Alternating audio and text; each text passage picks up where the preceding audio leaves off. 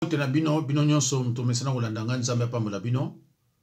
Vraiment na bandaki video oyo mais lokola awa moyena cha mode d'avion ezate ekatani na bandele on lisusu. Na komai déjà na ba 8 minutes. Frères et sœurs, nazo sala video yo pour le banabasi que soki olingi ozala deuxième bureau to troisième bureau kondima yango te na ba condition oyo nazo lakisa bino awa ya papa oyo abala 5 femmes 28 enfants. Alors ba condition oyo ngana moni eza déplorable. Mina moni bato ebele ba otsa ba commentaire bazo kumisa bango.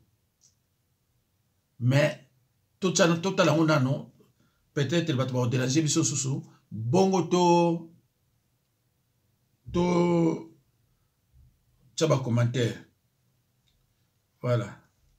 Et sa famille sont dans un modèle de vie polygamique qui partage les bonheurs et les crises quotidiennes. Quels sont les secrets, les réalités d'une famille polygamique 5 étoiles? Naya TV est allée à la rencontre d'un foyer pas comme les autres dans le littoral du Cameroun.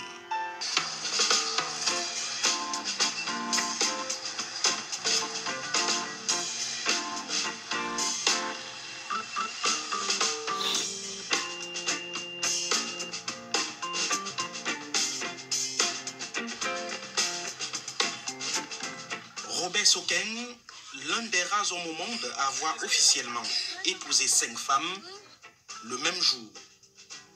Une reconnaissance après 27 ans de vie avec la première et 15 ans déjà avec la dernière, la 5e.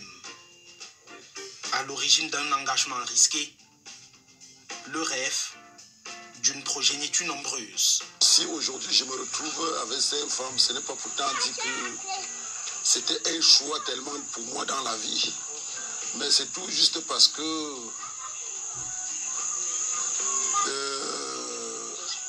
je me suis retrouvé un peu seul dans ma vie. Parce que dans ma famille, nous étions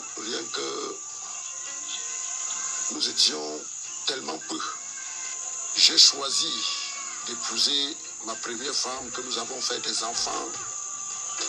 Et bien après, je me suis retrouvé avec une deuxième femme. Et avec cet amour qu'on avait, ça nous a fait avancer au point qu'aujourd'hui, là, vraiment, pour moi, je dirais surtout, c'est l'épreuve de Dieu.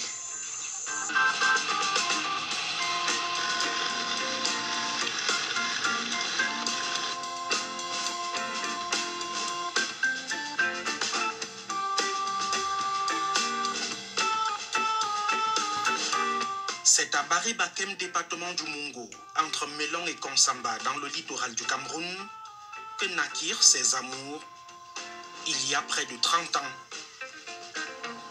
C'est ici que j'ai créé ma famille, dans la pauvreté et tout. Et on a pu aménager ensemble, si bien que on a fait au moins 20 ans de mariage ici dedans. Et on n'avait aucun problème, on vivait simple. Torbex, l'atelier moto, votre nouveau rendez-vous de route. Bandeko, 20h45. Nabandi, bomonika moi extrait yango. Je ne sais pas si on va continuer yango ko la Sabino, mais bomoni déjà pas baza ko vivre. Na état na moto Voici ma maison tel que vous le voyez. Et là, c'était un salon à laquelle nous passons notre temps à ce salon. Là, c'était la chambre de ma première femme. Suivi de celle-ci, qui était la chambre de ma deuxième femme. Après celle-ci, là, c'était la troisième femme. Ici donc, était donc pour les enfants au départ. C'était pour les enfants. Et celle-là qui est dehors, c'était pour les enfants garçons. Là, c'était pour les enfants garçons. Ici, c'était pour les enfants filles. Mais entre-temps, celle-ci, ça c'était ma chambre personnelle. Là, c'était ma chambre personnelle. Bon, alors, entre-temps, quand je rencontre la première fois, la quatrième femme, la cinquième femme, je me suis retrouvé en train de construire celle-là ici que vous voyez là. Oui. Je me suis retrouvé en train de construire ici. C'est ici donc que la quatrième femme habitait. C'est sa chambre. Et là, c'était pour ma dernière femme. La cinquième. Et là, c'était les cuisines qui sont alignées. Là, ce sont les cuisines. Et chaque femme avait sa cuisine. Chaque femme avait sa cuisine. C'était pour la deuxième. Une maison de fortune, mais d'une fertilité sans précédent. J'ai eu 28 enfants dans cette concession. 28 enfants dans cette concession. Oui, c'est ici que j'ai fait ma famille, afin de me retrouver à Milan. Allô, mon bébé, comment ça va? Ah oui, la journée va? Ok. Tu vois donc que notre punier a déjà même produit. Quand on plantait ça, on ne pensait pas que le lendemain, on pouvait déguster ça. Je pense qu'ici, là, nous sommes quand même fiers d'être dans notre localité barrée, non? Voilà. Venue accueillir l'équipe de tournage, Florence, la quatrième épouse, se souvient des bons moments entamés ici. Donc, nous, on a vécu dans la paix. On n'avait pas de problème. Avec mes co-épouses, nous avions notre mari. On n'avait pas de problème. On avait une vie tranquille. Non, je suis très heureuse avec lui. Vous n'êtes pas jalouse? Non, je ne suis pas jalouse, puisque quand il y a mes co-épouses, on vit comme une famille. On s'entend très bien. Quand il est chez l'une, il n'y a pas de problème. Quand il est chez moi, elles d'autres n'ont pas de problème. Et quand vous avez besoin de lui, qu'il est ailleurs? Non, il est toujours là. Il est toujours à mes côtés. 20 ans, 5 épouses et 28 enfants dans cette cabane, d'où l'urgence d'offrir un cadre plus confortable à sa famille. Bon, bandeko, na moni to suki samwana. Bon, moni ta mazole sa ba chambre. Donc, deux chambres. Moko ya bana mibali, moko ya bana basi. Na deux chambres wana, bana baza 28. Deux chambres. Mais aweli kopesa basi, mwasi na chambre na ye na cuisine na ye. Na 28 enfants. Supposons que mobali ona kufaki. Situation bana elinga ozala nini? Situation bana elinga ozala ndenge nini? Soto olandeli yango pe bien bomona na Cameroun mais ezana kama bamboka.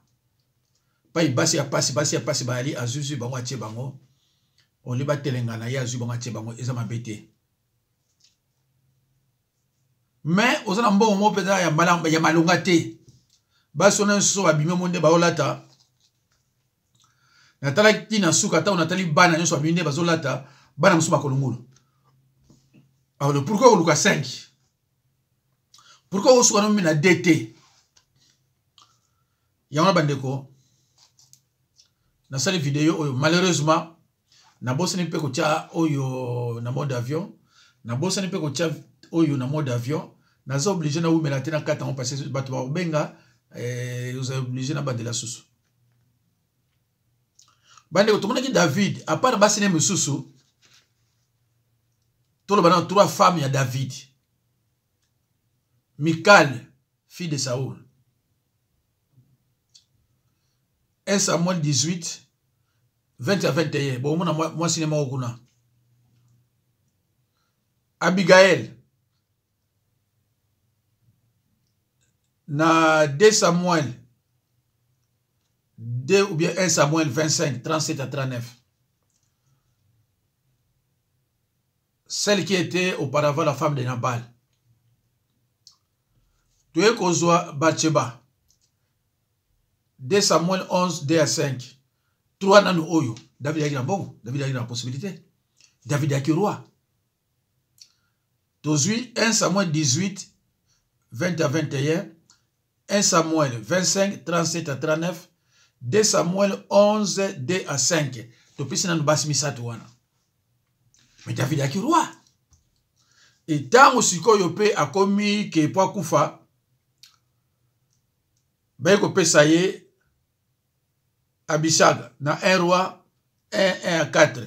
La jeune fille qui était vierge, oyo aïba qui était. C'est normal. Tomoni les 4 femmes de Jacob. Léa, Rachel, Bila, Zilpa. Genèse 35, 23 à 26.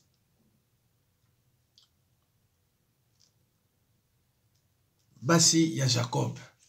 Mais Jacob a la possibilité. 4. Mais yo siko yo 5. La possibilité de vivre sur les athées. Autant que nous avons mutuka ba wewa. Na libo munene. 28 enfants pour 2 chambres. Ezama wa? Yangwa bande kuneko yebisa bino. Soko moni libala ya ndengo wana. Avant on dit mamobali yango po yoza la 2e bureau. To 3e bureau. Il faut vérifier, il faut au tala. Ba situation na eza ndenge nini. Aza locataire ou bien aza propriétaire. Boko vanda ndenge nini parce que faut yebake na mokili oyo liwa pe yaka briskema. Oyo aboti bana batu 28. Et supposons kufaki lelo. Bana wana siko ngaza ndenge nini. Tangu Bible lobi, multipliez-vous et remplissez la terre. Balobi on a yoté. Balobi na batu nyonso. C'est-à-dire on a boti 2, mususu moko, mususu 3, mususu 5. C'est ça. Kobota moi si neti ba tete la na baluba. Elle sumu. Kobota basi neti ba tete la na baluba. Elle sumu 13, 15, 12, 11. Ah, bah, nous autres, comme fatigués après, va koufi. Pour na yo, doki. Na badi bande comme exemple la pesi et koki. Ce que nous avons Abraham. Abraham a eu na basi mi balé oye bana ki boso Sarah na maman Ismaël Agar. Genèse 25 1 à 2. Mais tango Sarah koufi. Agar déjà kendeki. Azaraki égyptienne, Azaki juivité. Akendaki na mwana Ismaël. Mais tant que Sarah koufi, Abraham a juste sous basi suki 6. Azali déjà na mosi na ndaku ketura. Mina libanda a juste combien? Et puis aboti bango bana. Akina mbongo. Mais jour aligné akufa. Alors ba bien na ye na bana oyo ba copine na ye wana nyonso. Ils interdité. Bible peut bien en fornication te. Tout la fornication na base mikolozoya. Fornication en termes bibliques n'existe pas dans la Bible. Ils ont raté. Et puis ça nga ma bande kunanga tant na zomona mutu mususu zo ko pesa bino enseignement. Ça va verset biblique. Azura likamoko abandi ko ganga ni tuma Marcelo. Akipa la na kimia. Mais bandi ko to sabisama. Hein? Ayeko ba après que lala. Boyoki makaba lobi na français ki toko lobi ça va. Zoka tiba te beli na berere. Bandeko to mona quand même nani Akab a 70 fils. 2 rois 10 2. Akab a 70 fils. 70 fils on a comme les bannes. Mais Akab est roi. Un roi d'Israël. Moubala Jezabel, qui n'a pas belé. C'est normal. Azana 70 bana. Et là, on a le bar, on appelle ça verset biblique. Et là, on a le bar, on appelle ça verset biblique. 70 fils. Quand nous vérifions, on a 2 rois, 10D. Aki na mbongo. Mais yonanga, toba locataire, tozokalem sous 1200, 1000, tant moussousou, 2000, kolukulango 2 femmes te, kolukulango 3 femmes te. Bandeko, na katia parce que na moni kuna, na sala qu'il faut pas, na moni ba pelle des zo benga, na kamo ekotu ka pelle wana ekati nango mateate et porter za la foi kata. Nzambe pa mbula bino, partager massivement vidéo oyo, pour na oyebisa basi mususu, même ceux qui libale kufa, même ceux qui mubale kufa, mais kosa zarde te kono kota mabala ya boye ona lakisi awa ko bakisa passe ko la passe obano zana bilama muso mona ezaka moko 2 3 sapatu moko kinanzila pe katani lobe peso pe passe. Merci beaucoup, nzamba pa mbola bino, un tiki bino.